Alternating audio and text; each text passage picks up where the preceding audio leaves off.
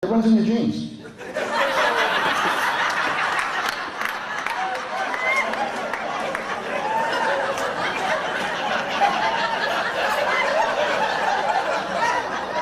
I got proof. So these two guys from the Azores were carpenters over there, Tony and Joe. Kind of unique names for somebody from Santa Maria. But they had never had any power tools at all over there. Everything was by hand. So if they had to cut a 2x4, it took them 5-7 minutes to cut a 2x4. They came to America, they had these power tools, 30 seconds they could cut a 2x4. They were working like crazy. These guys were unbelievable. They couldn't believe the power tools over here. So when Joe's cutting a 2x4, Tony bends over to pick something up. Joe slips, cuts Tony's ear right off. Tony said, "You stupid, you cut my ear off." He goes, "Take it easy. The ear's right down there, probably in the sawdust somewhere. Just take it and go to the hospital, they can put it back on." So they go looking for the ear, and Joe says, "I got your ear right here." He goes, "You stupid, that's not my ear. Mine had a pencil on it."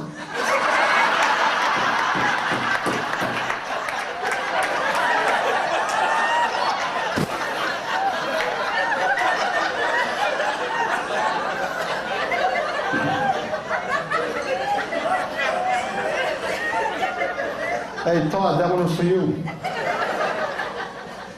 Sometimes I tell Todd these jokes and he thinks they're not funny. I gotta find a new guy. Anyway, this opera singer he had one of those soprano, what do they call it, soprano voices, the ones that are high? Well, he had a beautiful voice and he sang opera and he made money all over the world and he was awesome. But then his voice started getting raspy. And he goes to the doctor and says, "Doctor, I don't know what's going on. Something wrong with my voice. It's all raspy now." And the doctor said, "Look, we did all the tests. Seems like you have the same problem that other guy had that Joe sold the soup to. Your private area is too big. And it's causing a strain on your vocal cords. That's why you can't sing like that anymore." So he says, "If we cut half of it off, you can sing." He goes, "I gotta go talk to my wife because she really, forget it. Anyway, I gotta go talk to my wife." So he comes back and says, "My wife said we need the money. Go ahead and cut it off." So he cuts it off, and all of a sudden he's singing so well again, he's making money all over the world. 3, 4, 5, 6 months later, the wife says, "The money's nice, but I miss it." So he goes and says, "Hey, doctor, my wife says she wants it back. Any chance we could put it back?" And the doctor said, "That's almost empty."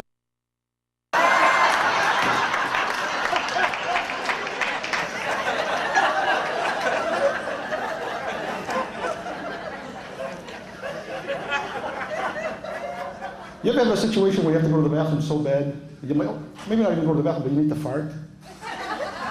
Let's just say it, you need to fart. The other day I was at a restaurant, and I needed to fart. But you don't want to do it in front of people. But the music was really good. So I'm saying, wait a minute, what if I do it and I kind of go along with the music? Right?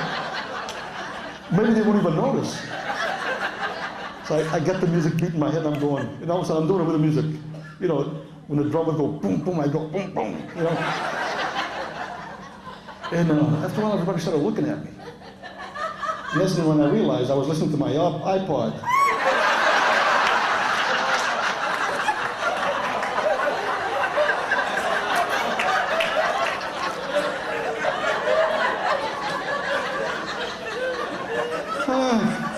Hey, my wife says that I need to get a manager.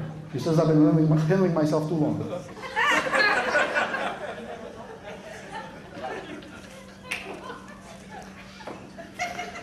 I was at the gas station the other day, and there was a couple there pumping gas. They were an older couple, but I could tell they were from Canada because they had the Canada plates on the tag, the Canada tags on the car.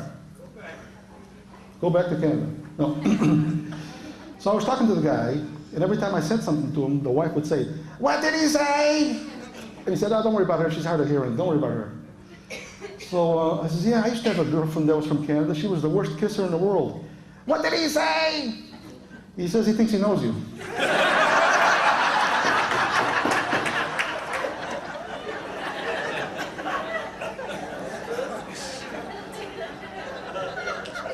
So anyway, there's 3 guys that were in the foxhole in the war. A hand grenade goes off in the foxhole. One guy loses his arms. One guy loses his sight, and the other guy loses his ability to walk. So they used to hang around at the VA all the time. And they heard that there was a pool in the middle of the desert. If you went to this desert and you swim in that pool of water, you'd be cured. So they go for it.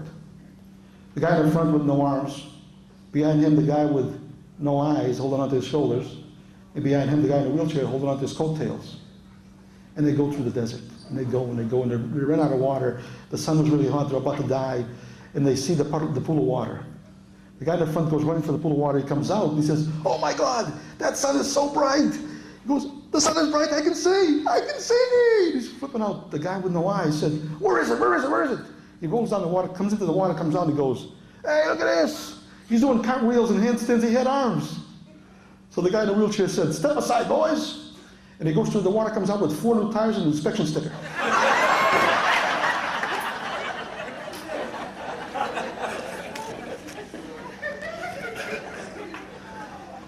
When I was at the health spa, you're going through my learning how to do all the exercises. This really nice, pretty young lady walked in, and I said to the instructor, "Hey, what machine should I work on to get her attention?" He said, "We have an ATM in the lobby."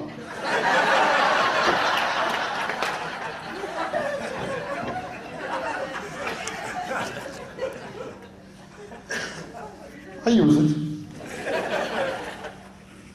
Oh, by the way, you know that lady that was on the bus? They had left the baby in the bus and she had her breast showing. Remember that? I forgot to tell you, I have photos. I have packages. 1 8x10, 2 5x7s, 12 wallets. So when I used to work at a grocery store, I worked in the produce department when I was a young kid. And this lady came in to me, she goes, "Young man, I need to buy half a head of lettuce." I said, "I'm sorry, ma'am, we don't sell half a head of lettuce. You have to buy the whole head."